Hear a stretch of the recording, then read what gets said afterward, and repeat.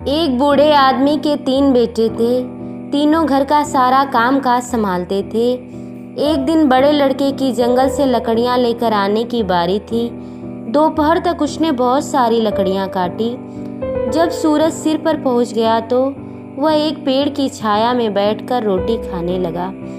अचानक एक बौना उसके आगे आकर खड़ा हो गया और कहने लगा, मैं भूखा हूँ, मुझे रोटी दे दो। बौने की बात सुनकर लड़के ने मुंह फेर लिया और अपनी रोटी खाने लगा। बौना उदास हो गया। वह मुंह से कुछ बुदबुदाया और वहां से चला गया। रोटी खाकर लड़के ने पीछे देखा, सारी लकड़ियां गायब थी। वह खाली हाथ घर लौट आया। घर में लकड़ियां न होने के कारण उस दिन न चूल्हा जला और न ही रोटी पकी। अगले दिन मझला भाई भुने हुए चने लेकर जंगल में लकड़ियां काटने गया। काम समाप्त कर उसने लकड़ियों का गट्ठर बनाया। फिर पेड़ की छाया में बैठकर चने खाने लगा। जैसे ही वह चने खाने लगा, उसके सामने वही बौना आकर खड़ा हो गया और बोला, मैं भूखा हूँ, मुझे चने दे दो। उसकी बात सुनकर मझले भाई ने मुख मोड़ लिया और चने खाने लगा। उदास होकर बौने ने फिर कुछ कहा। मझला भाई चने खाकर लकड़ियों का गट्ठर उठाने को मुड़ा, पर वहां गट्ठर नहीं था। वह भी खाली हाथ घर लौट आया।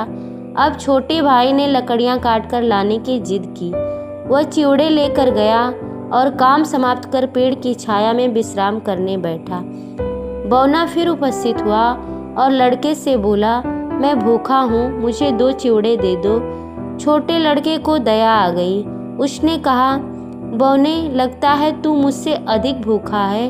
ले मेरे चिवड़े तू खा ले, मैं घर जाकर कुछ और खा लूँगा।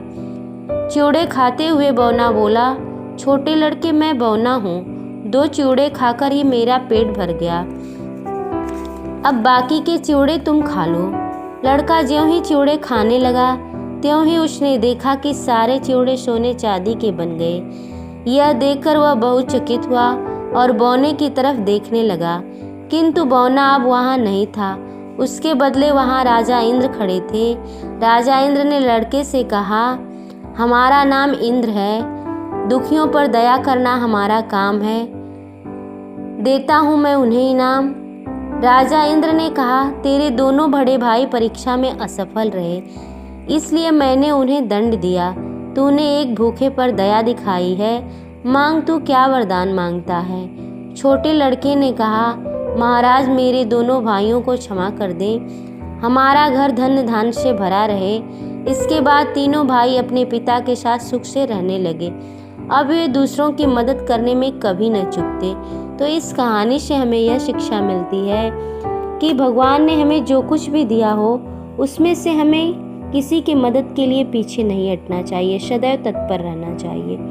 कहानी अच्छी लगी हो तो वीडियो को लाइक, शेयर और चैनल को सब्सक्राइब करें। मिलते हैं अगली कहानी के साथ।